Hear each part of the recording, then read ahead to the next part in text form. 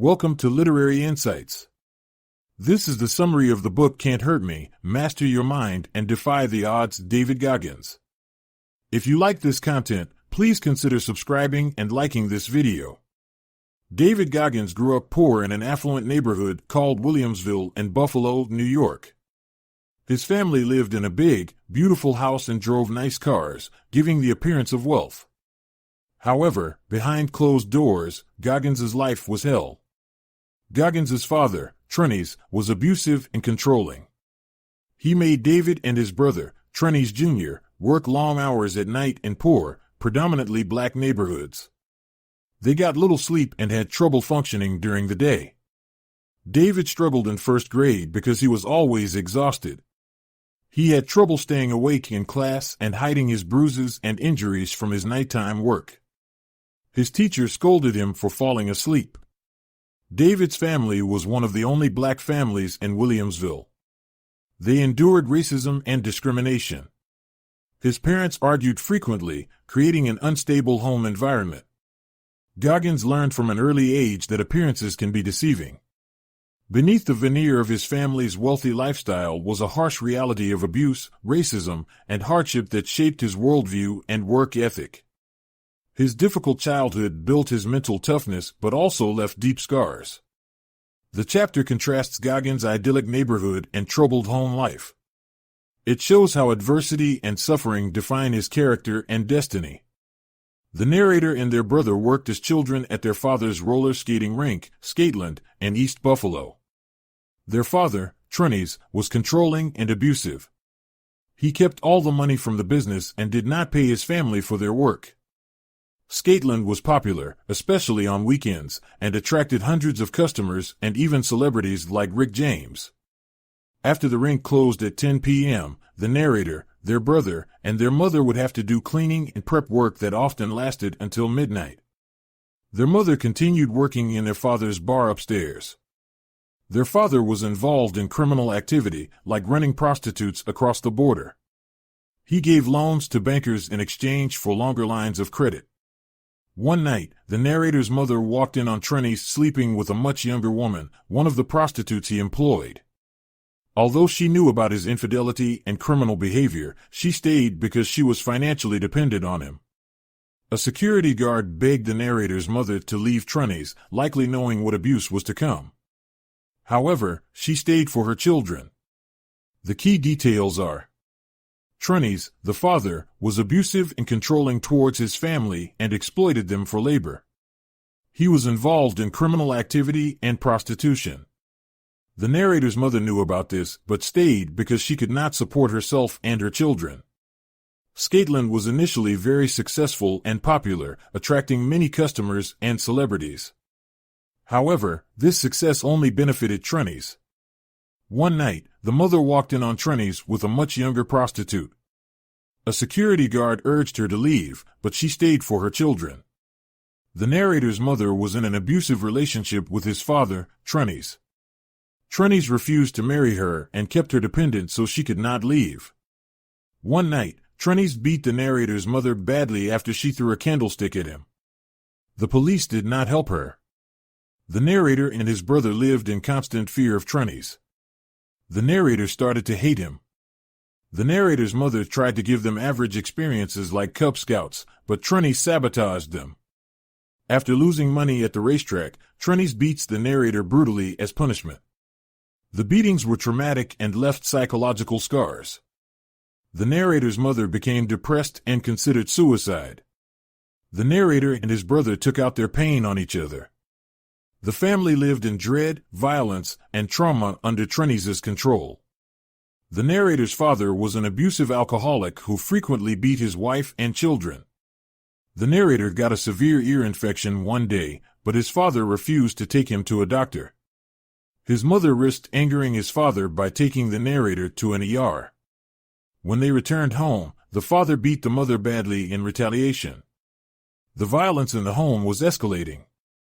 The mother planned to kill the father but was talked out of it by her brothers. A neighbor encouraged her to plan an escape instead secretly. The mother earned back the father's trust so that he would co-sign for a credit card in her name.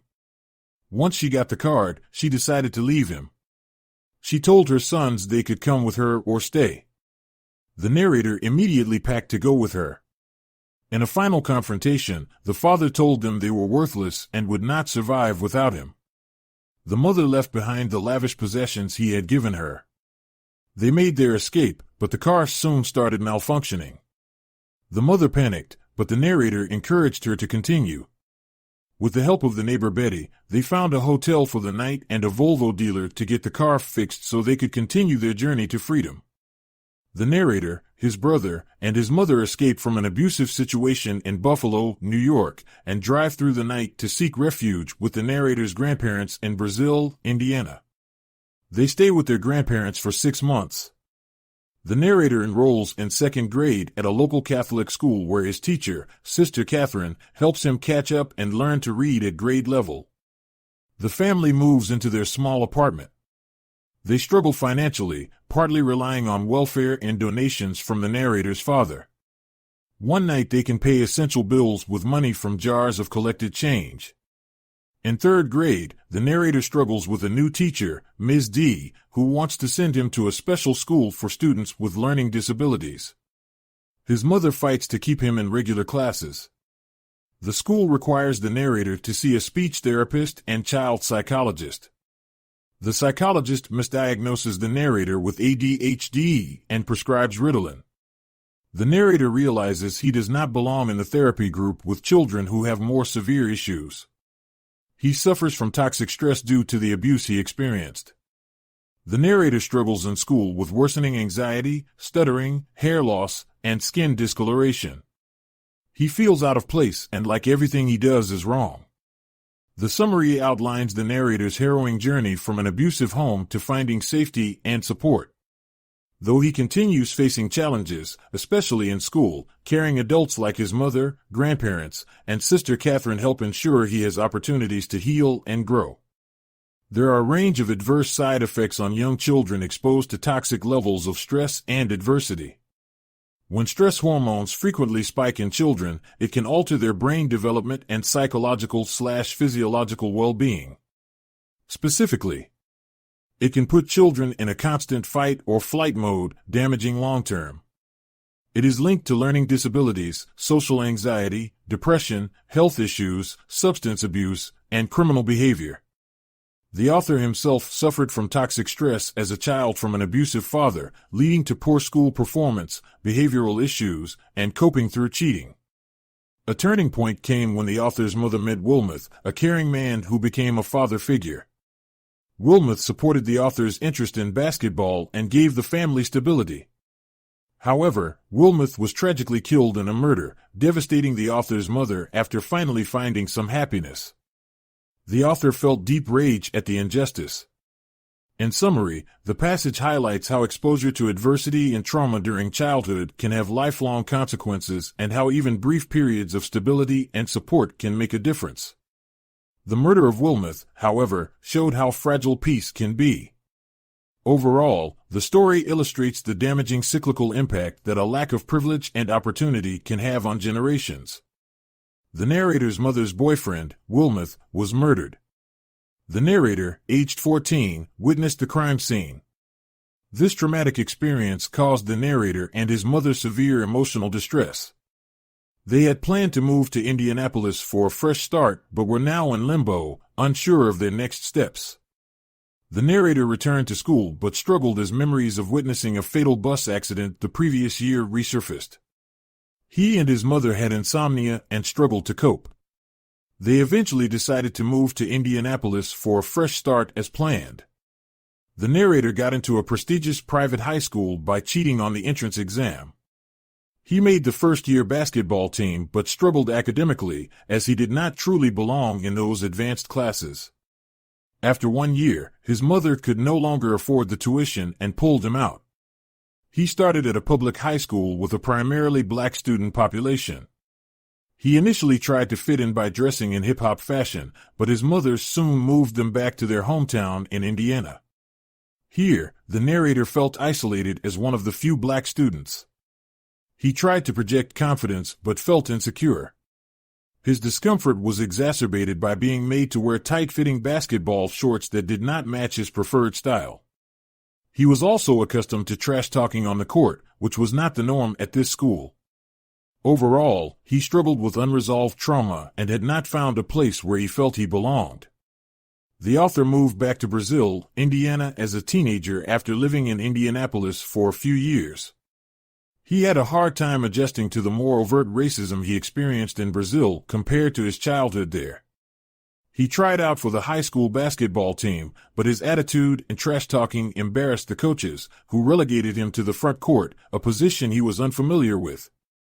He barely made the JV team, while his friend Johnny made varsity. The author and his cousin were threatened at gunpoint while walking home late at night by a group of racist teens in a pickup truck. The author also witnessed a girl's father confront her publicly for sitting with this nigger, referring to the author. The author received an explicit death threat in his Spanish workbook depicting him in a noose. When he reported it to the principal only responded that they do not even know how to spell nigger. The author felt alone in dealing with racism. The author knew there were many racists in the area, mentioning the KKK's march through town. However, not knowing specifically who threatened him made him feel unnerved and like racism was scrawled all over the walls in invisible ink. The author felt the loneliness of being the only minority in nearly every social situation and space in town. He says most white men do not understand how draining that can be. His car was also vandalized with a racist slur. Overall, the author portrays his experience as a black teen in a predominantly white, racist town and the psychological effects of frequently facing discrimination, threats, and isolation. As a teenager, the speaker expresses deep anger and rage that he does not know how to channel productively. He frequently got into fights at school and was suspended multiple times. He found comfort in watching Malcolm X's speeches and connected with his anger at racism, though he did not fully understand Malcolm X's philosophies. By his junior year, the speaker went out of his way to portray the stereotypical angry black man image to provoke racist reactions from others. However, this behavior was not meaningful and only made him feel more empty inside. Like his grandfather, the speaker did have one remaining dream of joining the Air Force. He joined a Civil Air Patrol program to learn about the Air Force, especially becoming fascinated with pararescuemen. Hearing a pararescueman named Scott Guerin's story of surviving a near-fatal skydiving accident inspired the speaker to believe he could overcome anything. However, the speaker's grades began to slip without basketball as an incentive, and he failed the Armed Services Vocational Aptitude Battery (ASVAB) test, the entrance exam for the military. He also regularly cheated and forged his grades to show his mother, who was emotionally distant. His mother eventually kicked him out for breaking curfew, leaving him homeless for over a week.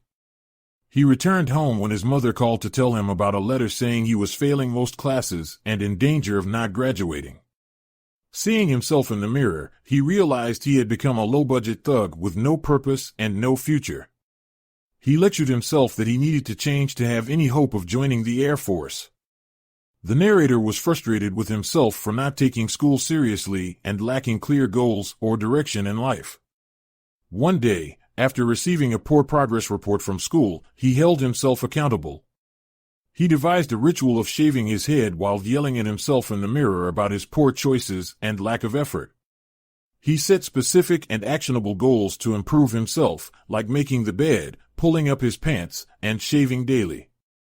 This accountability mirror ritual helped motivate him to change. He stopped hanging out with the cool kids at school and focused on studying, working out, and playing basketball. He started waking up early to go to the gym and went on long runs, even down streets he used to be afraid of. He realized that facing discomfort and fear made him more robust and resilient. The narrator struggled with learning, so his mother got him a tutor. He developed a system of intensive memorization and repetition to learn and retain information. He went from reading at a fourth-grade level to a high school level in 6 months through diligent studying, flashcards, and memorization. His obsessive hard work and facing his shortcomings in the accountability mirror transformed his motivation and habits. He developed discipline and learned perseverance through the discomfort. In short, the narrator turned his life around by being brutally honest with himself, setting concrete goals, developing discipline through hard work and repetition, and learning to overcome discomfort and fear.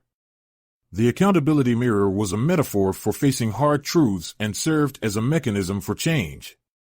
The author signed up for the Air Force at 19, hoping to become a pararescue jumper. However, by the time he was discharged 4 years later, he had gained over 120 pounds and worked as an exterminator, baiting rat traps at restaurants late at night. He describes the job as lonely, depressing work where he rarely saw others. He says he felt numb to his situation and life at the time. Though the author started as a star recruit in the Air Force and trained to become a pararescue jumper, he ended up in a different unit, and his life took a turn for the worse. He recognizes now that he started a chain reaction of bad choices that led him to his unfulfilling exterminator job. However, at the time, he lacked awareness about how he ended up there and felt resigned to his fate. The key details are: the author joined the Air Force at 19 to become a pararescue jumper but ended up in a different role. By the time he left the Air Force 4 years later, he had gained over 120 pounds. He worked a lonely, unfulfilling job as an exterminator, baiting restaurant rat traps late at night. He felt numb, unaware of the choices that led him to that point, and resigned to his situation. Looking back, he sees that he began a chain reaction of bad choices that resulted in his exterminator job, even though he started as a star recruit. He lacked insight into his life and situation during that period. The author struggled with water confidence and comfort from an early age due to a lack of access to pools and swimming lessons as a child. He barely passed the swim test to get into pararescue training by studying a swimming instruction book. The water confidence training in pararescue was stressful and challenging for the author. The bobbing evolution, where they had to go underwater with heavy gear and come up only for quick gulps of air, caused the author a lot of panic and anxiety. He frequently felt like he would pass out from lack of oxygen. The buddy breathing exercise, where partners shared one snorkel, was particularly hard for the author. He struggled to get enough air and keep his head above water while his instructor aggressively targeted him. He felt resentment towards his classmates, who seemed to handle it easily. After weeks of struggling through the water confidence training, the author was told he had the sickle cell trait, which the Air Force thought could increase the risk of cardiac arrest during exercise. They pulled him from training. However, they later allowed him to decide if he wanted to continue. When told he would have to start the entire 10-week water confidence portion over again to continue, the author used the sickle cell trait as an excuse to quit the program. He knew the real reason was that he struggled so much with the training and did not want to repeat it. Looking back, he realizes he lacked the mental toughness to push through. The author still has the sickle cell trait, but now realizes it was just an obstacle he used as an excuse. He has since developed more mental toughness and perseverance. In summary, the author struggled with water confidence early on and found the intensive water confidence training in pararescue selection too challenging to complete. However, he has since developed a stronger mindset. The sickle cell trait was used as an excuse to quit, though the real issue was his mental state. The narrator had failed Air Force pararescue training years earlier due to a panic attack and had been ashamed of it ever since. After leaving the Air Force, he gained much weight and was nearly 300 pounds. He used his size to hide his insecurities and shame. One day, while eating donuts and watching a TV show about Navy SEALs, he became inspired to join an elite special operations unit. He called many recruiters but was rejected due to his weight. Finally, he reached a Navy recruiter, Petty Officer Shaljo, who was willing to work with him. Shaljo weighed him and found he was 297 pounds, well over the 191-pound maximum for his height. However, Shaljo told him about a program ending soon that could allow him to join the reserves and then become on active duty. The catch was that he had to lose 106 pounds in less than 3 months. The narrator had a long journey ahead but was determined to overcome his past failures and make it into the SEALs. With Shaljo's help and motivation, he embarked on an intense weight loss regimen to meet the deadline. The narrator scored poorly on the mechanical comprehension section of the Armed Services Vocational Aptitude Battery (ASVAB) test and needed to retake it to qualify for the Navy SEALs. He was filled with self-doubt. That night, he encountered a disastrous infestation at a restaurant he was treating for pests. He was overwhelmed and quit for the night. He felt like giving up his dreams of becoming a Navy SEAL. He went home, put on Rocky for inspiration, and pushed through his limits and pain to achieve his goal. He started an intense workout regimen, studying and exercising for up to 16 hours daily. In 2 weeks, he lost 25 pounds through cycling, swimming, weight training, and running. He continued pushing himself physically and mentally, running in Navy SEAL boots. However, the effort and lack of food caused depression and anxiety. His marriage was struggling. He learned to channel his depression and self-doubt as motivation to keep working toward his goal. Though the task seemed impossible, he was focused on his mission. The key events are: he is failing the ASVAB mechanical comprehension section and doubting his abilities, encountering the disastrous restaurant infestation and nearly quitting. I am finding inspiration in Rocky to push through pain and limits. We are developing an intense workout regimen and losing 25 pounds in 2 weeks. I was suffering depression and anxiety from the effort but using it as motivation. He is staying focused on his goal despite seemingly impossible odds. Here is a summary of the passage. The narrator calls Shaljo, his recruiter, when he feels down to pump himself up while training to become a Navy SEAL. He doesn't tell Shaljo about his depression because he doesn't want Shaljo to doubt him. One day, the narrator only loses 1 pound and misses doing 1 pull-up, but these small failures haunt him. He returns to the gym and completes his entire workout to make up for it. He knows that any small mistake could cost him his chance to become a SEAL. The narrator studies hard for the ASVAB, the test to qualify for the SEALs. He is anxious because if he fails, his dream will be over. He must guess some of the mechanical comprehension questions when he takes the test. After the test, he asks the administrator to tell him his score early. He scored a 50 on mechanical comprehension, qualifying him to become a SEAL. The narrator tells his mom and Shaljo the excellent news. Although his wife gave him an ultimatum to choose between her and the SEALs, he chooses the SEALs so he can escape from his mental prison. To celebrate, the narrator trains intensely for the next 3 weeks. He does underwater swimming, walks underwater with weights, and swims in a nearly frozen pond. He then goes for a long, cold run, steaming in the freezing air. He is ready for the pain and purpose that lie ahead in SEAL training. The narrator is in BUD/S, Basic Underwater Demolition/SEAL, training to become a Navy SEAL. The first phase of BUD/S focuses on physical training and conditioning. Hell Week occurs in the 3rd week of the first phase. Hell Week is an intense period of continuous training that goes on for 130 hours over 5 days to test the physical and mental toughness of the candidates. The instructors, especially Psycho Pete, continuously harass and threaten the candidates to try and get them to quit. Quitting candidates must ring a brass bell 3 times and place their helmets on the ground. Despite the difficulty, the narrator sees Hell Week as a rite of passage to prove he has what it takes to be a SEAL. The narrator describes some of the demanding physical requirements of BUD/S, like obstacle courses, runs, rope climbs, etc. The candidates come from all over the U.S., especially Texas. The instructors, especially Psycho Pete, seem to pleasure tormenting the candidates during Hell Week to try and get them to quit. The narrator appears determined not to leave despite Psycho Pete's threats. The passage focuses on the narrator's experiences at the start of the infamous Hell Week during BUD/S training to become a Navy SEAL. Here's a summary in a relaxed tone. We were already a few weeks into BUD/S, getting familiar with the daily grind of push-ups, rope climbs, and flutter kicks that crushed our spirits. However, Hell Week was a whole new beast. An hour in, our instructor knelt, got in my face while I was doing push-ups, and screamed at us to hit the surf, "You miserable fucking turds." We charged into the freezing ocean, arms linked, and the waves battered us. After 10 minutes, we scrambled out, soaked and shivering. The cycle repeated for hours as night fell and the temperature dropped. There was no escaping the cold. Everyone was rattling and sniffling, realizing this was only the beginning of 5 more days without sleep. The instructors stopped yelling and offered us blankets, showers, and a way out.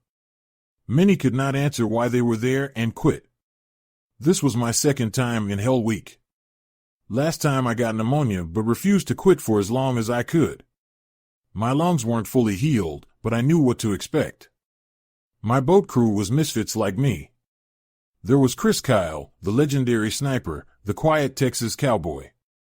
Moreover, Bill Freak Brown is a tough guy from South Jersey who overcame a rough childhood. He barely made it through BUD/S but did not give up. He and I were determined to lead our crew through Hell Week. The cold seeped into our bones as the hours crawled by. However, we had each other as a crew of underdogs fighting to prove we belonged. The glittering escape of warmth and rest called to us, but we were there by choice. We knew why we were cold and suffering. We were there to become SEALs. The narrator believes Hell Week is primarily an instructor's mind game to test students' mental toughness. To gain an edge, the narrator comes up with a plan to steal the Hell Week schedule from the instructors. With the help of Kenny Bigby, who has access to the instructor's office, they obtain a copy of the program. Knowing what is coming helps the students mentally prepare for the grueling challenges. During Hell Week, the narrator motivates his crew by humming the platoon movie score during surf torture. He also makes them laugh to help lighten the mood and gain some control over their emotions. The boat crew competitions are crucial, as the winners get to rest while the losers face extra punishment from Psycho Pete, an instructor who bullies the students. The narrator is determined not to let Psycho Pete get to him. Although Hell Week involves near constant torment and exhaustion, the students get to eat lavish meals. After one feed, Psycho Pete takes the students on an extra long run to try and break them. However, the narrator and his crew stick right behind Psycho Pete the whole way, refusing to quit. By Wednesday of Hell Week, everyone is physically and mentally broken. Even the narrator's crew, who have persevered, are struggling. The narrator realizes that the instructors, especially Psycho Pete, have the energy and stamina the students desperately need. The narrator is sick of Psycho Pete and the mind games, seeing the instructors as enemies.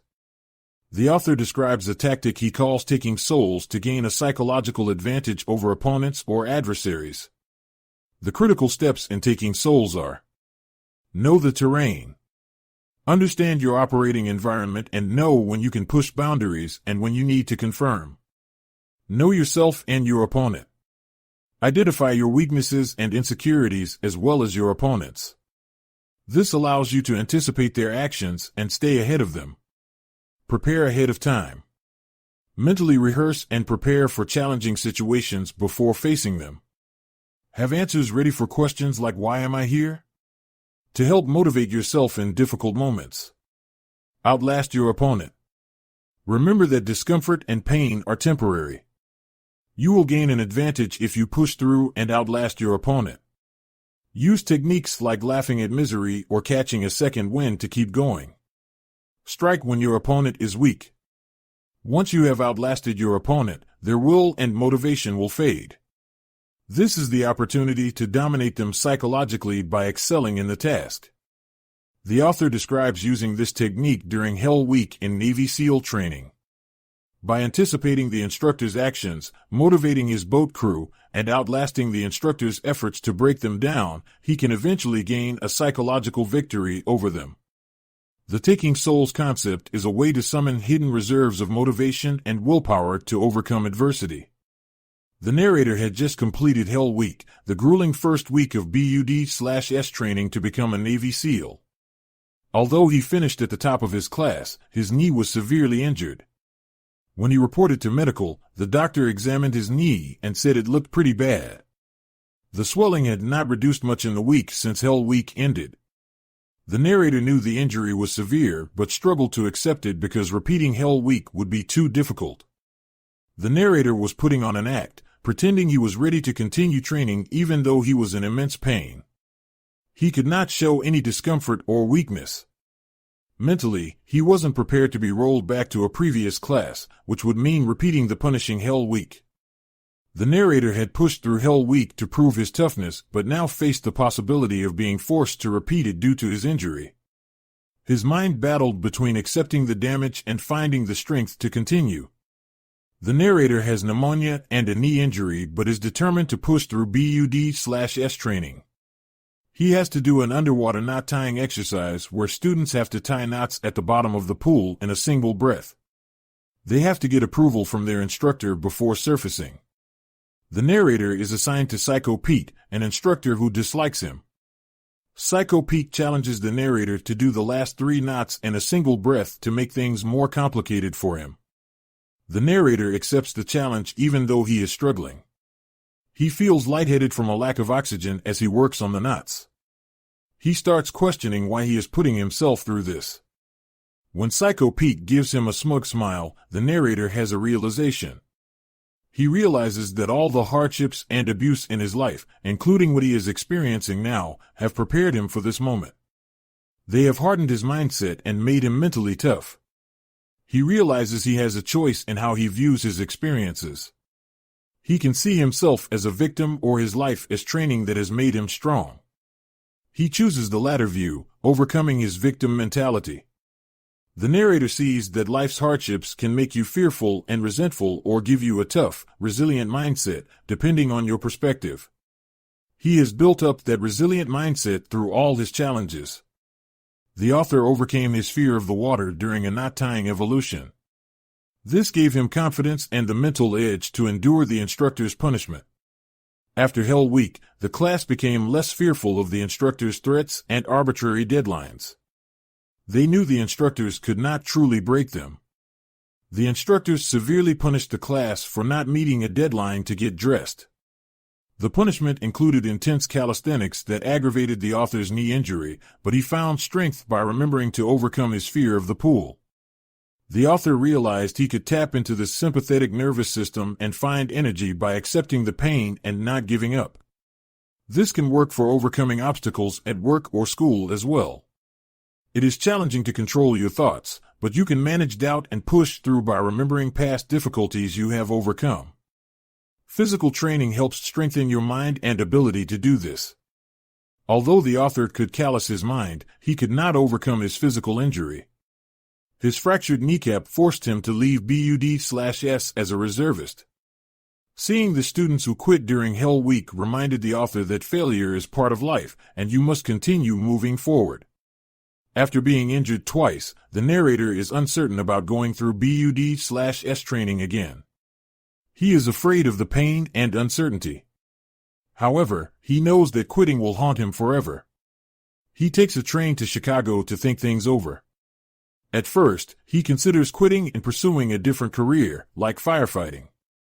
However, after self-reflection, he realizes he must return to BUD/S to prove himself. His ex-wife, Pam, tells him she is pregnant. The narrator feels unready for fatherhood. He is insecure, in debt, and unstable. However, he knows he has no choice but to push through. The narrator breaks down and tells his mother he feels his life has been a never-ending nightmare. However, his mother encourages him that he will find a way to get through this challenge. The narrator realizes his foundation and character have been compromised by ignoring past traumas and failures. He must confront his deepest fears and insecurities to develop mental toughness, not sweep them under the rug.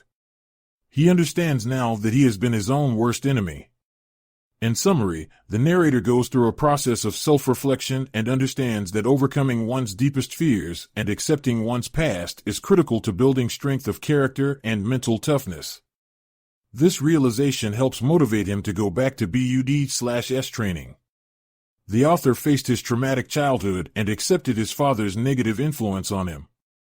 He realized he could use his painful experiences to become stronger. During BUD/S Hell Week, the author witnessed a classmate named Sean Dobbs break down mentally. Dobbs was a gifted athlete but had insecurities and a cracked foundation. He tried to boost his confidence by defeating his teammates, but this backfired.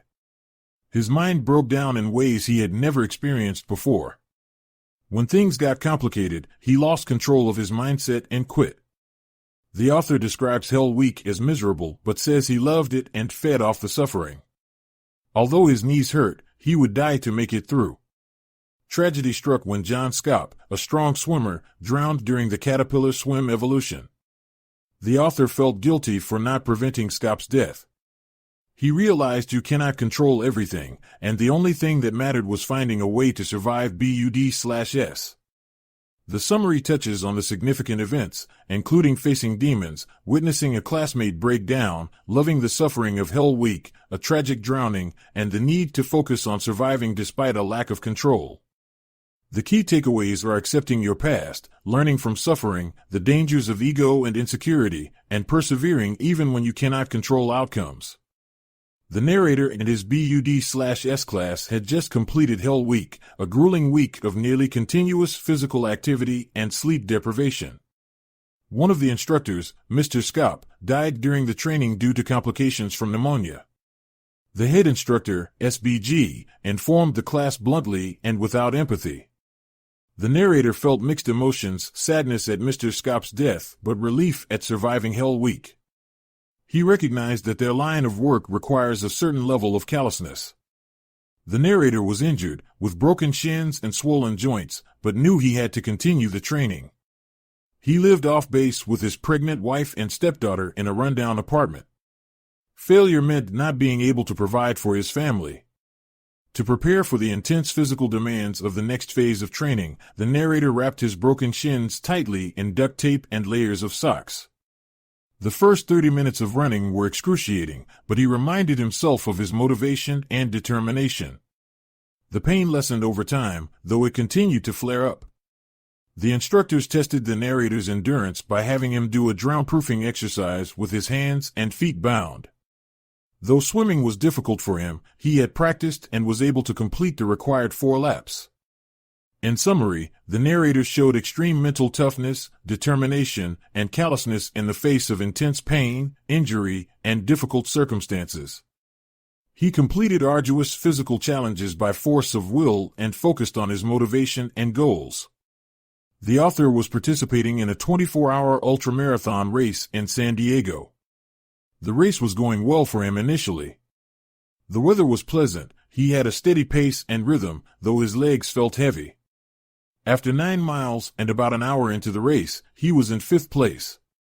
The race director, John Metz, seemed confused and concerned seeing the author in 5th place. Metz was an experienced ultramarathoner himself, and the author respected his judgment. The author was pacing himself to keep his heart rate between 140 to 145 beats per minute, as his former BUD/S instructor advised. The race course was relatively easy, flat, mostly smooth asphalt, with only a slight incline. However, despite the easy route, the author knew that a 24-hour race could be grueling. The summary suggests that while the author's race seemed to start well, experienced observers were concerned about his pace and placement, indicating the difficulty of the endurance challenge ahead. The author appears aware of that difficulty despite the easy course. The key points are: the author was participating in a 24-hour ultramarathon.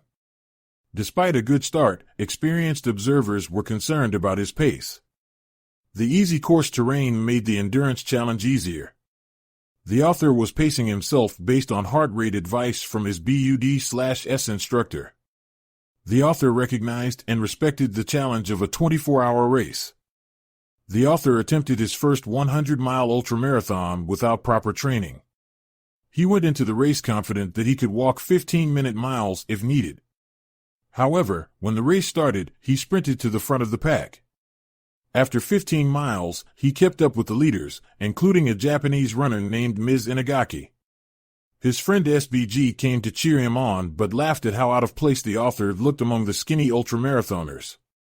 The author did not have a nutrition plan and only brought Ritz crackers, protein shakes, and donuts. Around mile 25, the author started to struggle. He had only run a marathon once before and now faces over 70 more miles. The race director, John Metz, tried to get the author to slow down, but he insisted he was fine. However, the author knew METS was suitable. The author questioned why he was putting himself through this without training. He realized he had come to prove something to himself and honor his fallen SEAL teammates. Specifically, he was thinking of Operation Red Wings, a mission in Afghanistan that killed 3 SEALs he knew: Danny Dietz, Michael Murphy, and Matthew Axelson.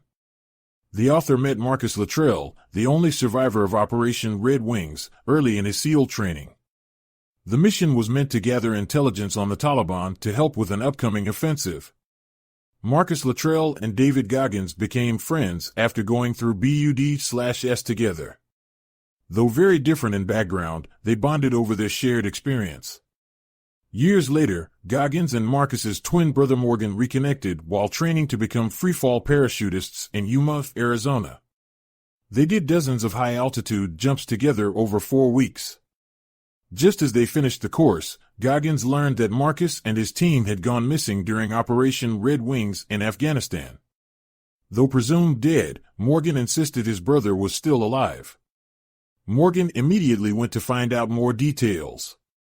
For 5 days, he and his family lived in agony, waiting for news, crying themselves to sleep at night. Morgan warned officials that he would look for him if they did not find Marcus. Operation Red Wings went wrong because there were many more enemy fighters than expected. Marcus and his 3 teammates fought hard but were outnumbered. By the time backup arrived, it was too late. 2 helicopters sent to rescue them were shot down, killing all 16 service members on board.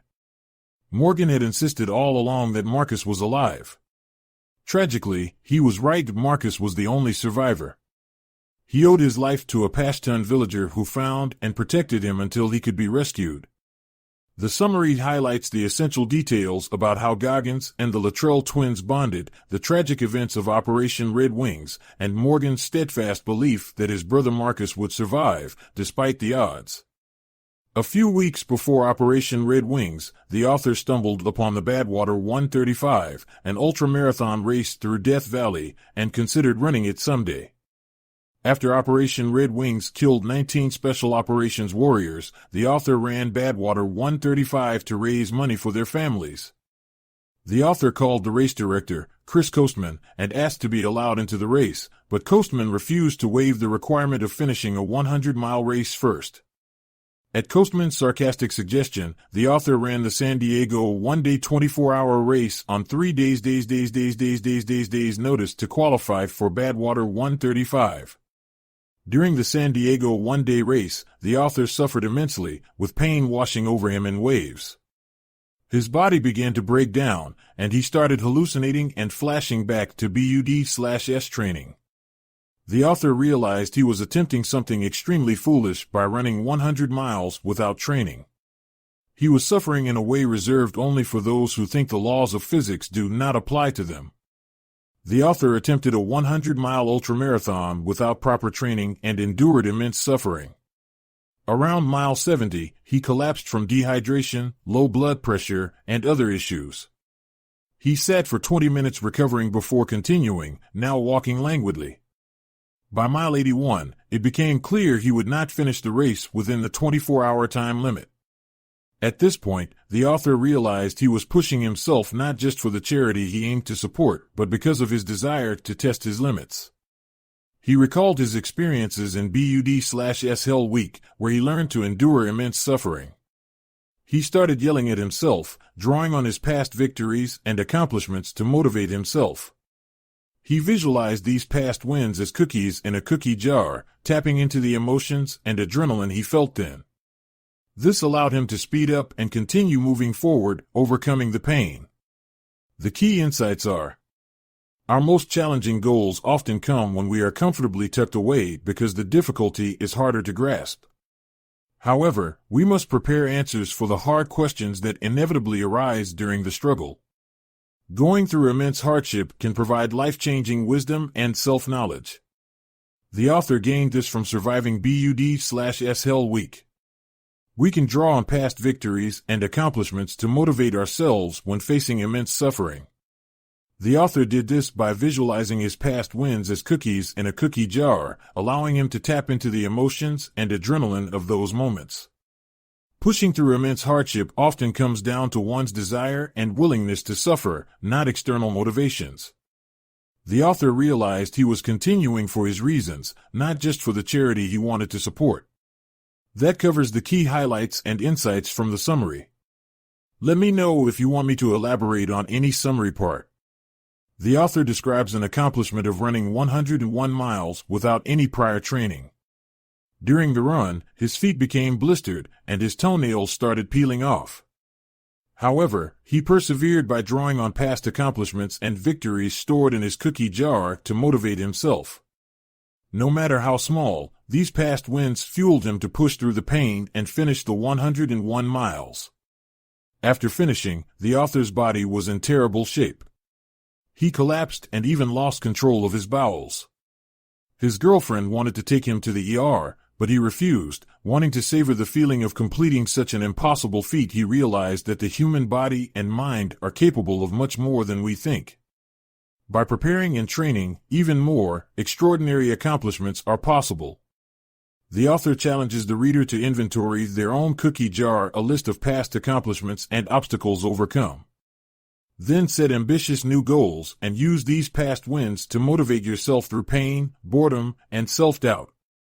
Post about these recent successes on social media using the hashtags #Cantor and #CookieJar. The key message is that we can achieve incredible things by persevering through difficulty and tapping into our inner strength and past triumphs. Our minds give up long before our bodies, so we must train our minds through a cookie jar of past wins. The author called Chris Coastman, the race director of the Badwater 135 Ultramarathon, to let him know he ran 101 miles in under 24 hours to qualify for the race. However, Coastman was unimpressed and said the author should have run for 24 hours. The author was frustrated by Coastman's response, but knew he needed to do more to have a strong enough application to get into Badwater. Coastman suggested doing more ultra races before the application deadline.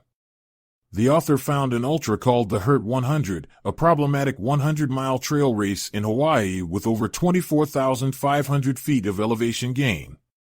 However, the author was still injured from the 101-mile race and knew he could not do the Hurt 100 without training. A few weeks later, the author went to Las Vegas with his wife and mom to support his wife in running the Las Vegas Marathon. Although the author was still injured and did not plan to run, something came over him at the start of the race, and he ended up running and qualifying for the Boston Marathon with a time of 3:08. Finishing the marathon and qualifying for Boston made the author realize he is capable of more than he thought.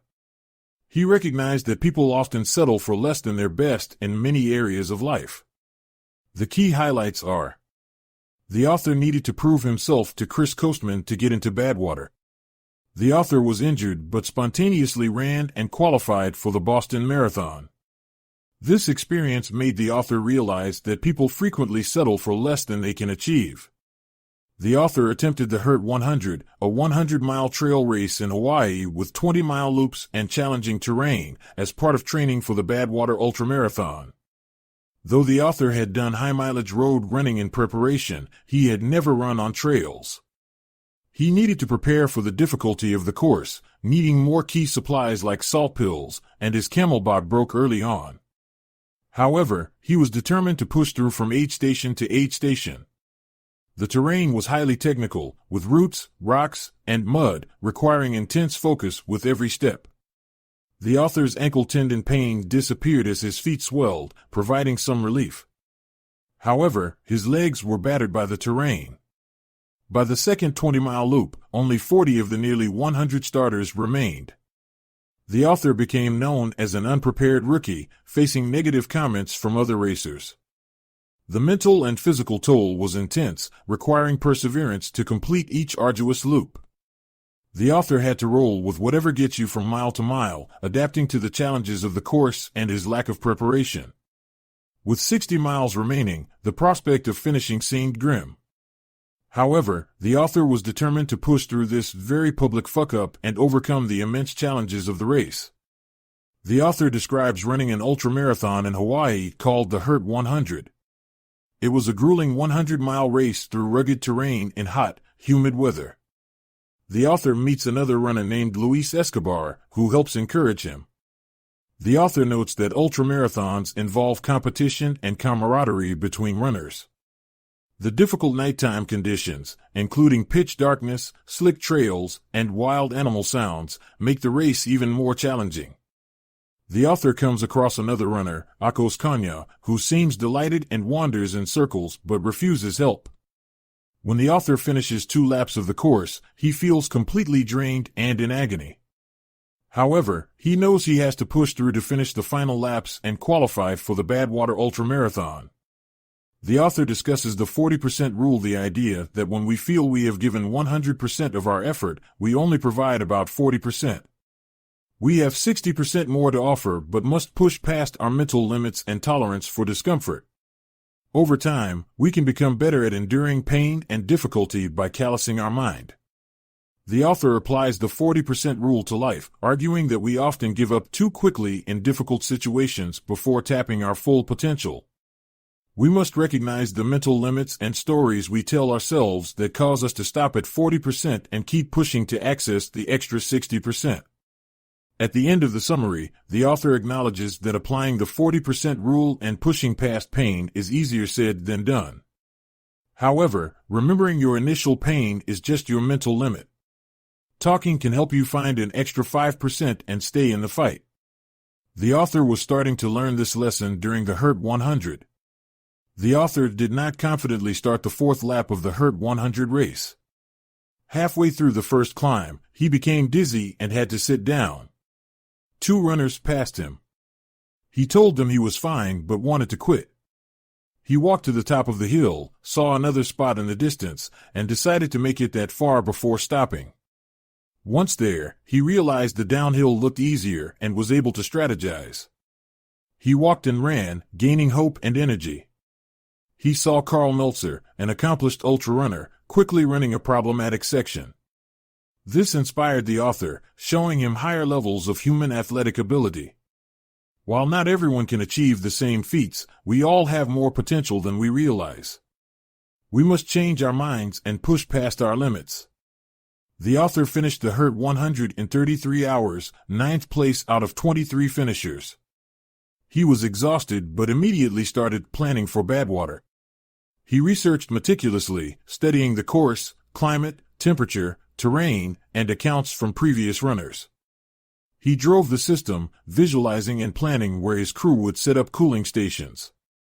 The extreme heat of the first section would be brutal but offer an opportunity to gain time.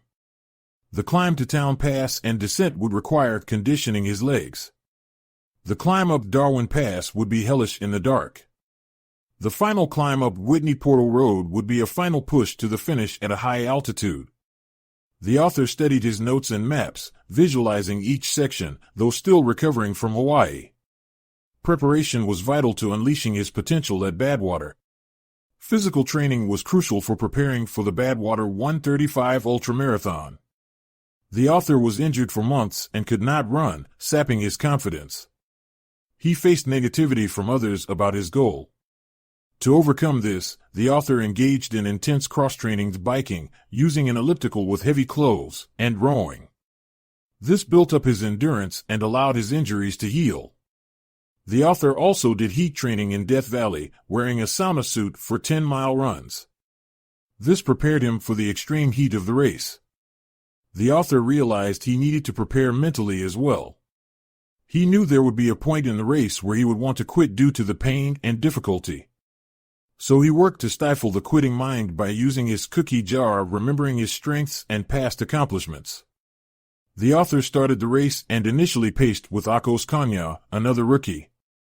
However, Akos pulled ahead, and the author realized he had started too fast, becoming dehydrated and having to stop to use the bathroom. The critical aspects of the author's preparation were cross-training and heat training to build endurance when injured, mental preparation to overcome the desire to quit, recognizing and learning from mistakes, like going out too fast, This preparation allowed the author to overcome difficulties and finish the grueling Badwater ultramarathon. The author had a dire prognosis and many excuses to quit the Badwater 135 ultramarathon. However, he persevered by staying hydrated and pushing through the pain. He hiked the first 42 miles and ran the next 73 miles. His feet swelled and blistered, but he kept going. During the night, he was alone but kept a swift hiking pace. When horseflies attacked him, his crew helped swat them away as he continued. At mile 122, his crew told him Scott Jurek was 2 miles behind him. Jurek won the race, but the author finished 5th out of 90 runners after 30 hours and 18 minutes. His blister had grown enormous. Although exhausted, he felt he had passed another crucible and reached a new bar for himself. He realized runners like Jurek could push themselves in a way he did not yet have. He knew he had prepared well but needed to seek the ability to drain every last drop to win challenging races. A voice told him, "There is no finish line." The challenge is slowly removing your mental governor by pushing past your average stopping point and increasing your workload by 5 to 10%. This helps prevent injury, allows adaptation, and resets your baseline. Going through the pain and suffering also enables you to gain mental strength and confidence. The key is to keep gradually ramping up your workload over time. The author competed in the Ultraman World Championships, an endurance race in Hawaii consisting of a 6.2-mile swim, 261-mile bike ride, and 52.4-mile run over 3 days. Before the race, the author stayed in a luxurious $7 million beach house that belonged to a wealthy supporter. Although grateful, the author remained focused on the immense challenge ahead and did not let the luxury distract him. At the start of the race, the author noticed a competitor in a wheelchair who inspired him with his heart and determination in the face of immense challenges. The author sought out people like this who pushed themselves to do extreme and challenging things. The author needed to prepare for the swimming portion of the race. His wetsuit chafed him badly, the ocean conditions were rough, and he got seasick. He swam an extra 1.5 miles off course. He had to rest after finishing and compose himself before continuing to the biking portion. The author struggled through the first part of the 90-mile bike ride, still feeling ill from the swim. However, he persevered and slowly began passing other riders, eventually finishing the day in second place behind the favorite, Gary Wang. On the second day, a 171-mile bike ride, the author trailed Gary Wang and Jeff Landauer, the Land Shark, by about 6 minutes at the 100-mile mark. The author hammered the hill on a big climb, closing the gap. His mother, acting as his crew, told him he was only 2 minutes behind the leaders. The author then sped down the hill and caught up to take the lead. The key message is that talent and natural ability are optional for success in extreme endurance events. What matters most is having the heart and determination to persevere in the face of immense suffering and not give up. With enough hard work and perseverance, extraordinary things can be achieved. The author was in a cycling race going 7 mph when his front tire blew out, causing him to crash. He suffered a road rash and an injured shoulder. His bike was also damaged. Although he lost 20 minutes changing bikes, he finished the day in third place, 22 minutes behind the leader. His strategy for the next day, a double marathon, was to start fast and build a big lead. However, he ended up fading badly by mile 35. Although he finished first, he lost 10 minutes to second place overall. The author learned he needed a better strategy or backstops alternative plans in place. He went out too fast and needed to manage his effort better. With better planning, he could have won. Despite the loss, the race raised money for charity and earned good publicity for the Navy SEALs. The author was ordered to join the Navy's recruitment division. The author was called into a meeting with a 2-star admiral. The admiral wanted the author's help, explicitly recruiting African Americans into the SEALs, which comprised only 1% at the time. The Navy needed candidates and needed help reaching needed diversity was seen as an issue by the Pentagon. The admiral said, "We were missing an opportunity to get great athletes into the teams and make the teams better." The admiral had experience building elite counterterrorism forces in Iraq. He recognized the value of diversity for some missions. The key points are the author's experience at the cycling race, lessons learned, subsequent role in Navy recruitment, lack of diversity in the SEALs that the Navy wanted to address, and the admiral's perspective. The speaker was recruited by Admiral Winters in 2007 to help increase diversity in the Special Forces by recruiting people of color. The speaker knew little about the terror threats in Africa or recruiting for Special Forces, but took on the mission. The speaker and Admiral Winters first visited Howard University, a historically black college, to speak to the football team. Initially, the speech did not receive an enthusiastic reception, but the speaker launched into his personal story of overcoming challenges to become a Navy SEAL. By the end, the team was very attentive. The speaker was then given control of his recruiting schedule to visit schools and recruit candidates.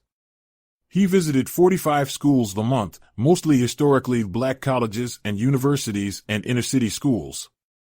At each school, he would give speeches about overcoming adversity and living up to one's full potential. He often demonstrated his message by running ultramarathons or intense workouts before and after his lessons. His recruiting efforts and races garnered media attention, spreading his message. The speaker remembers many students being impacted by his speeches and outreach. Some would train with him, and others would crew for him at ultramarathons. He recalls a student driving hours to see him finish the Leadville 100 race in Colorado and asking for tips on accomplishing such a feat himself. The speaker also flew 2 students from Atlanta to San Diego to train with him during the summer. The speaker's message to students was that they could achieve more than they thought possible if they were willing to work hard. He told them that our culture promotes quick fixes and life hacks.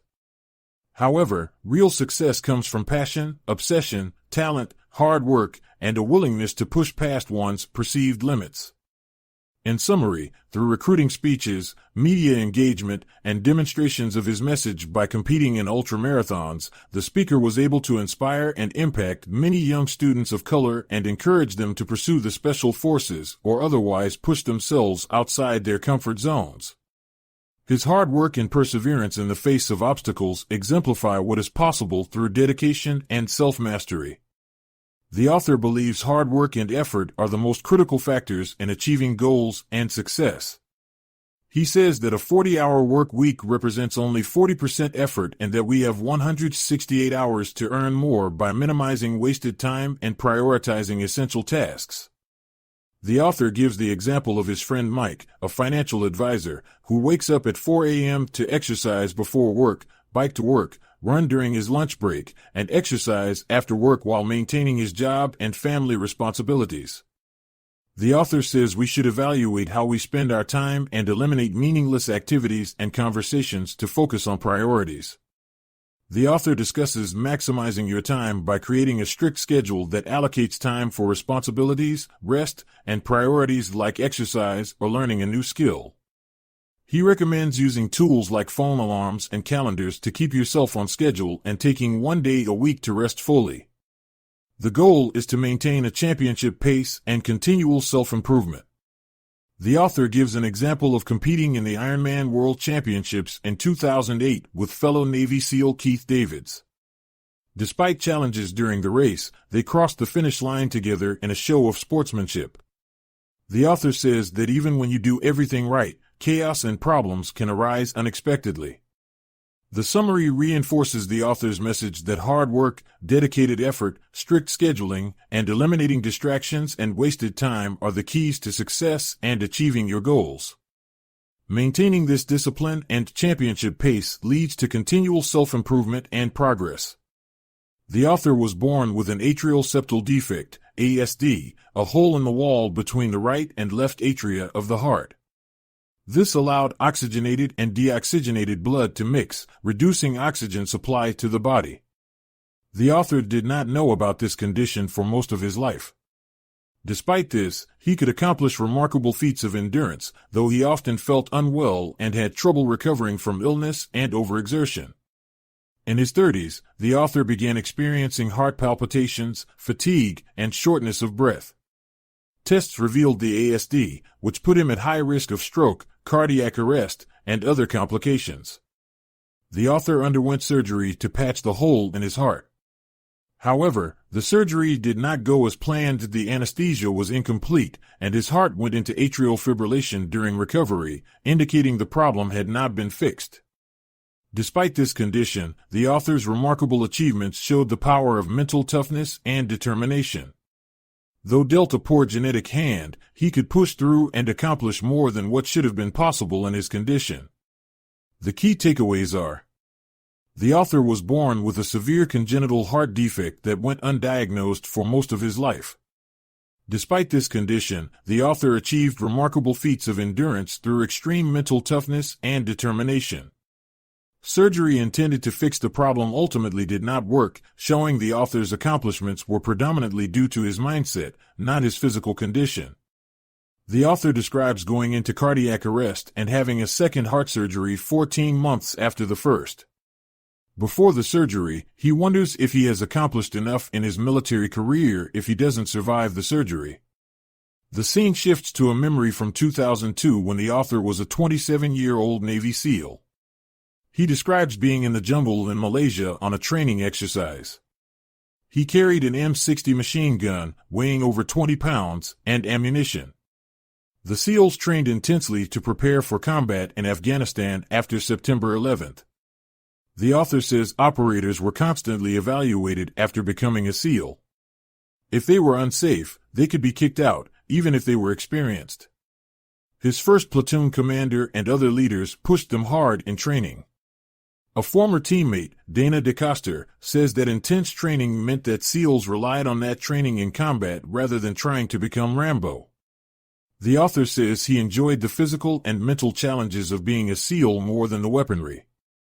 The author describes the intense physical training with long swim runs and competition between the leaders and team members. Dana DeCoster recalls that he and the platoon commander competed to motivate the team without planning. The author describes a memory of Dana challenging him to do a winter ocean dive in shorts to honor the World War II predecessors of the SEALs. Dana was known for coming up with batshit crazy ideas. The key points are the intensity and competitiveness of SEAL training, the constant evaluation of operators, relying on training over becoming Rambo in combat, and the particularly intense approach of leaders like Dana DeCoster. Overall, the SEALs aimed to be uncommon amongst uncommon. The author thrived on the competitive and demanding environment of the Navy SEALs. He loved the intense physical training and constantly pushed himself to improve. He was frustrated that his unit was not called into action as war raged in Afghanistan and Iraq. They took out their frustration on each other during training. Although Navy SEALs were treated like celebrities, the author focused on constant preparation and training rather than socializing and partying. His officer in charge suggested he associate more to understand the job better, but the author refused to change his ways. The author aimed to join DevGru, the most elite Navy SEAL team. He was selected to screen for DevGru's Green Team and was one of 3 chosen from 18 candidates. He was on track to become a top-tier particular operator. The author then attended the prestigious Army Ranger School. As the only Navy SEAL in his class, he was initially met with skepticism. However, he quickly proved himself, reciting the Ranger Creed from memory to impress his instructors. The summary depicts the author as a dedicated, determined, and goal-oriented particular operator who persevered against skepticism and pushed himself beyond the limits of a typical Navy SEAL. His eyes were set on joining the most elite Special Forces units. The narrator recited the Ranger Creed and was made the first sergeant, responsible for leading 100 men. The point of Ranger School is to learn leadership through challenging field exercises. It is split into 3 phases. Fort Benning phase, groups of 12 men go into the foothills for 5 days with little food/sleep. They have to navigate and complete tasks. Leadership rotates. Mountain phase, groups of 25 men navigate the Appalachian Mountains in winter. They learn mountaineering and ambush techniques. They do 2 field training exercises, FTXs, with little food/sleep. The second FTX had extreme weather that almost caused deaths. The narrator saw this as an opportunity to prove himself as a leader. Florida phase, 50 men parachute into a swamp and navigate for 10 days. They had to swim across freezing rivers, set up rope bridges, and complete reconnaissance tasks with little food/sleep. 4 men died of hypothermia doing this in 1994. The narrator again takes the opportunity to lead and help struggling men. The key lessons the narrator learned were: true leaders stay exhausted but never show weakness. They hate arrogance and help the weakest links. They lead by example and fight for their men. They aim to be uncommon among uncommon men by giving their all in difficult circumstances. Only 96 out of 308 men graduated, most from the narrator's platoon. The author was awarded Enlisted Honor Man and received 100% peer evaluation at Ranger School. This meant a lot to him because his classmates valued his leadership in the harsh conditions. He lost 56 pounds during Ranger School and looked emaciated. After graduation, they had 3 days to recover and eat a lot. He drank spoiled milk because he was so eager for dairy after avoiding it for so long. Most people take time off after Ranger School, but the author went straight to his SEAL platoon. He wanted to be uncommon and live up to his high standards. He led intense PT for his platoon to prepare them for Iraq. However, after 2 weeks, attendance dropped, and leadership told him to stop because it was too much. He was disappointed they did not want to push themselves to his standard. He believes SEALs should prove themselves every day. He wakes up daily with a starting at zero and said, "You can continually improve and do more." Life is dynamic, so you are either getting better or worse. Celebrate wins, but begin over the next day. Only one guy, Sledge, continued the intense workouts with him. They would meet at 4 a.m. and do runs, courses, pull-ups, rope climbs, and weights. They went past overtraining and did not care about fatigue. Sledge lost 35 pounds and got much more vital. In summary, the author was disappointed that his SEAL platoon did not share his mindset of constant self-improvement. However, he found one like-minded partner, Sledge, and they pushed each other to extremes. The author believes you should never be satisfied and always strive to do more. The author was training his platoon for extreme physical and mental endurance to prepare them for complex conditions. However, there was a divide between him, his friend Sledge, and the rest of the platoon. The author had a bad attitude and was disappointed in his teammates, earning him the nickname "Leave Me Alone." The author realized that becoming highly capable can isolate you from your teammates. Instead of feeling superior, you should help bring them up to your level. You should lead by example and help others become their best selves. The author was set to join DevGru, the Navy's elite Special Forces unit. However, his orders have yet to go through, even after rescreening. He believes this was mainly due to racial bias and discrimination within the group. The author instead decided to screen for Delta Force, the Army's elite Special Forces unit. The screening was rigorous, including physical, IQ, and navigation tests. The navigation tests, mainly, were strict, teaching the candidates advanced land navigation skills. On the final test, a 40-mile navigation challenge, the author got lost while in the lead. He realized his mistake and had to navigate to the correct destination, costing him time but allowing him to finish and pass the test. His perseverance and navigation skills allowed him to overcome obstacles and complete the challenging Delta Force selection. The key themes are overcoming adversity, advanced physical and mental endurance, leadership, racial discrimination, and perseverance against difficult odds. The summary shows how the author developed these attributes through his experience in the military and Delta Force selection. The author attempted to break the world record for most pull-ups in 24 hours to raise money for charity. His goal was to do 4,020 pull-ups, which worked out to 6 every minute for 24 hours. He had trained intensely for months and was ready for the challenge. The author had recently had his second heart surgery to repair his heart. The surgery was successful, and his heart was functioning properly for the first time. However, for some time, the Navy would not clear him for active duty. He spent 4 years recruiting for the Navy before being cleared to return to active duty. His goal was to return to Delta Force, where he had unfinished business. In 2006, he completed Delta selection but did not make it. This time, in 2011, he completed the first task, an 18-mile road march, in record time, according to rumors. However, he had heard that the cadres used the first event to gauge how long subsequent events should take. Despite this, he pushed himself to his limit to show them his best. A fellow candidate confirmed that no one knew what to expect in selection. The road march was especially grueling, with heavy packs, uneven terrain, and exhaustion. However, the author handled it relatively quickly due to his intense mental focus and physical preparation. His performance and determination inspired the other candidates. Though the author did not confirm if he was selected, his maximum effort and preparation in hopes of accomplishing a goal he had sought for years is a powerful and inspiring message. Failure is often the result of a lack of effort or preparation, not a lack of skill or ability. With the right mindset, we can achieve far more than we realize. The author recognized David Goggins at Delta Force selection as an intense and focused person. Goggins finished the brutal road march hours before anyone else. His performance left an impression and became legendary. The author did well at the selection and was confident about the land navigation test.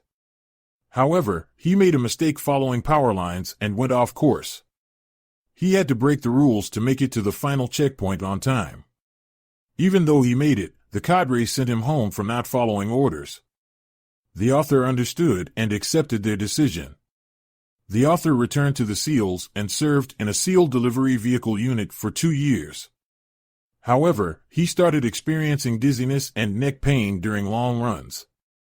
Doctors found knots but cleared him of any serious issues. He had to stop long-distance running.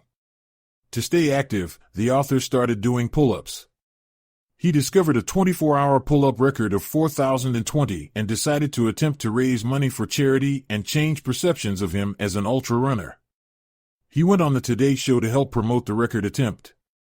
The key events are recognizing David Goggins' intensity and performance at Delta selection, messing up at Delta selection land navigation and being dropped from the course, having to stop long-distance running due to medical issues, deciding to attempt a 24-hour pull-up record to fundraise and broaden his image.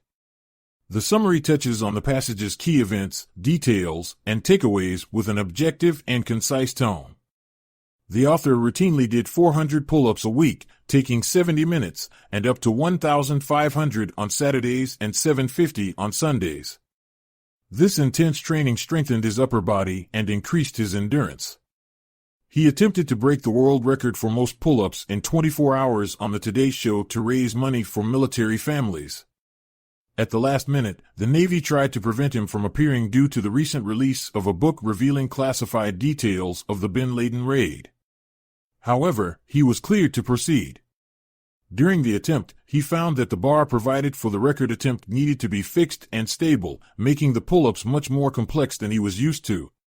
After 2,500 pull-ups in 6 hours, his body was shutting down, and he had to stop, failing to break the record.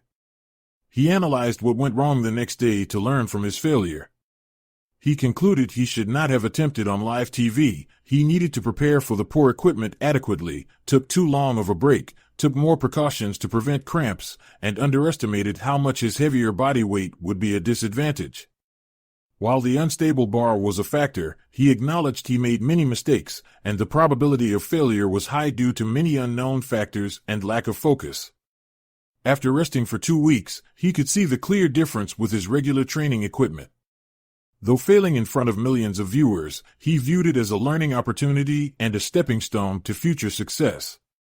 By analyzing what went wrong, he gained valuable insights to better prepare for future world record attempts. The author tried to break the world record for the most pull-ups in 24 hours. He thoroughly researched equipment, trained intensely, and chose a sturdy pull-up bar. At first, his performance was strong, and he was on track to break the record.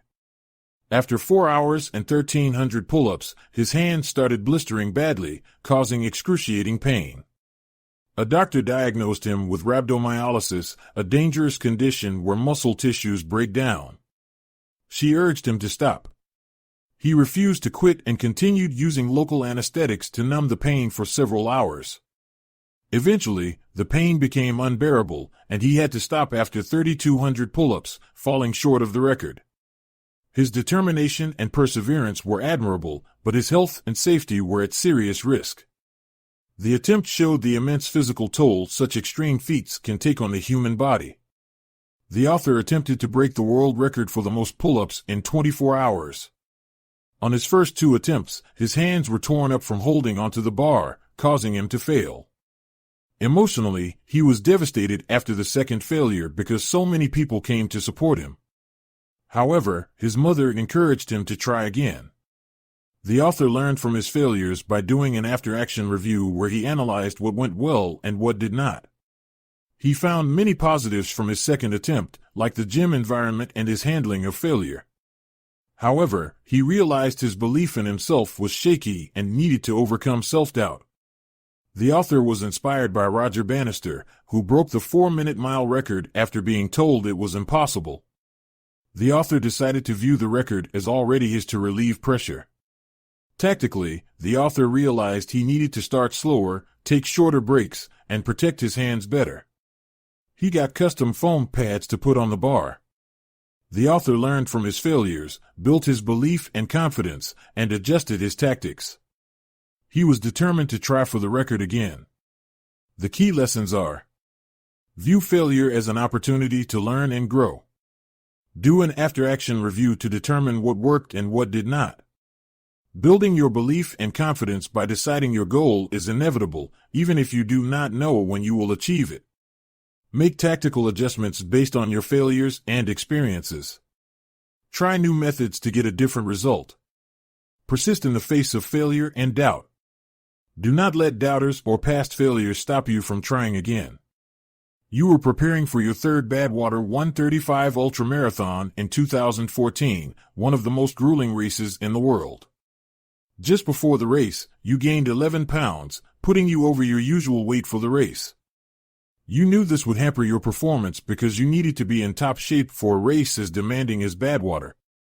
Even though you looked fit to the average person, you knew gaining that much weight right before the race was a bad sign.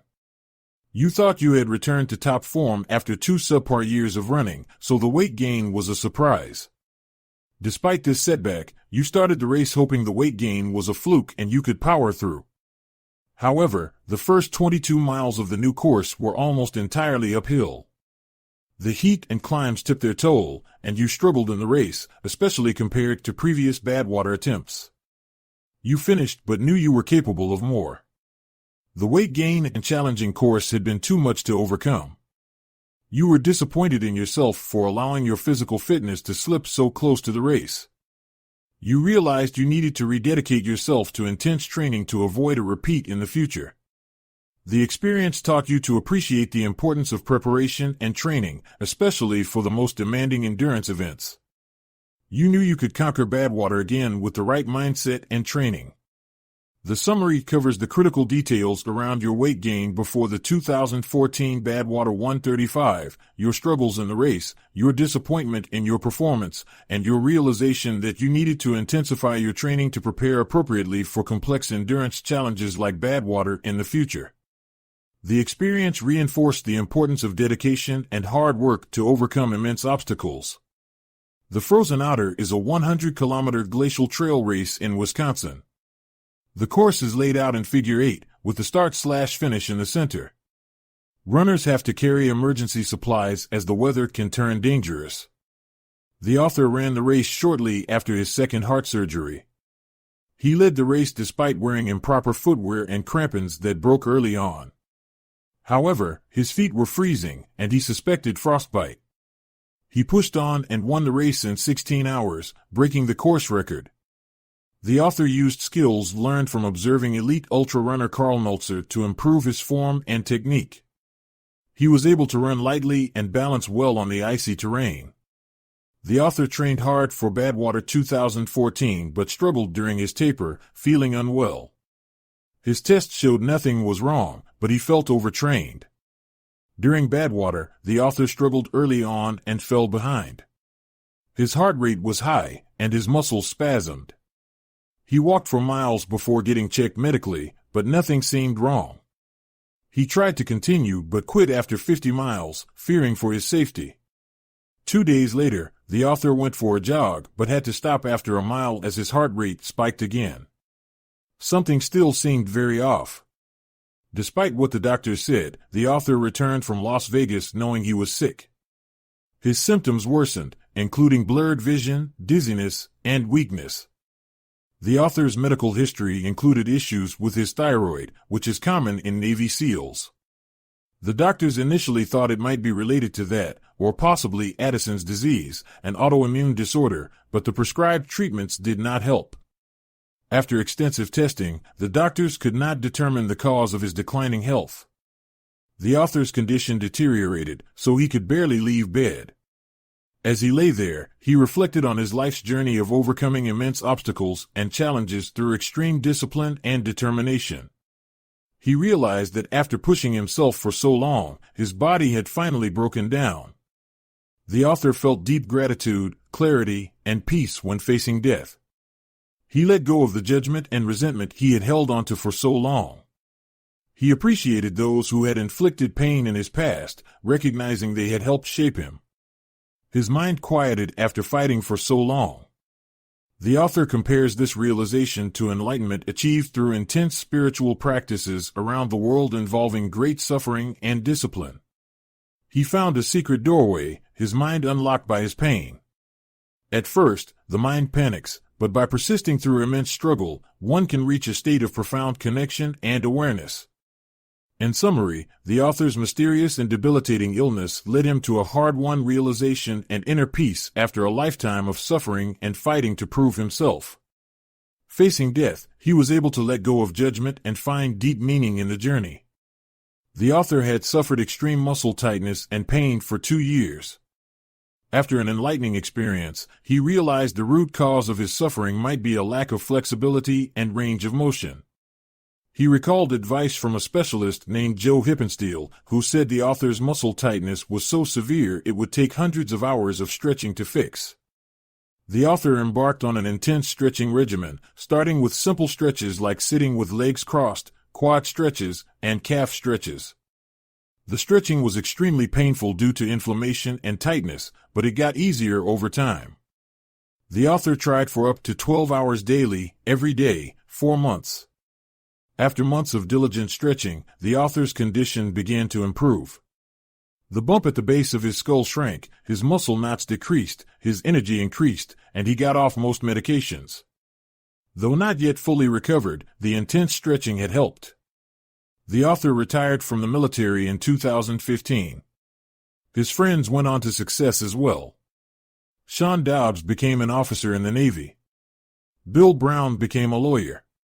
Sledge got into running, cycling, and completed Ironman triathlons. The author says, iron sharpens iron, indicating how they pushed each other to improve. The key message is that flexibility and range of motion are crucial for the health and that diligent and consistent stretching, even when painful, can help remedy long-term tightness and muscle issues. While challenging, the author's intense stretching regimen ultimately allowed him to recover much of his health after years of suffering. The narrator's friend, R, has transformed from being physically intimidating to more of an intellectual. However, the narrator remembers when R was in his physical prime and was very formidable. The narrator's mother has also transformed her life. She earned a master's degree, volunteered to help domestic violence victims, and worked as a medical school administrator. The narrator recertified as an EMT and graduated at the top of his firefighting academy class. He began rerunning ultramarathons and won several races. He then became a wildland firefighter in Montana. The narrator's half-brother, Trenny's Jr., called their mother to tell her that his 18-year-old daughter, Kayla, had been killed in a shooting in Indianapolis. The narrator and his mother immediately drove to comfort Trenny's Jr. Despite their long estrangement, they came together to support each other in this tragedy. The narrator discusses how life inevitably involves suffering, pain, and hardship. Most people seek comfort to avoid these difficulties, but some are driven to push past their limits and perceived boundaries. This process is complex and painful but helps a person achieve more. The narrator overcame doubts and limitations to lose over 100 pounds in 3 months. Pushing past one's limits can inspire others to do the same, even if it initially makes them uncomfortable or jealous. However, faithful supporters will ultimately be happy for another person's growth and success. The narrator continues to challenge himself physically. Though now in his 40s, he says he is in better shape than in his 20s. He returned to work as a wildland firefighter, fighting a massive 55,000-acre fire. The complex and dangerous work required 18-hour shifts of physically taxing labor for little pay.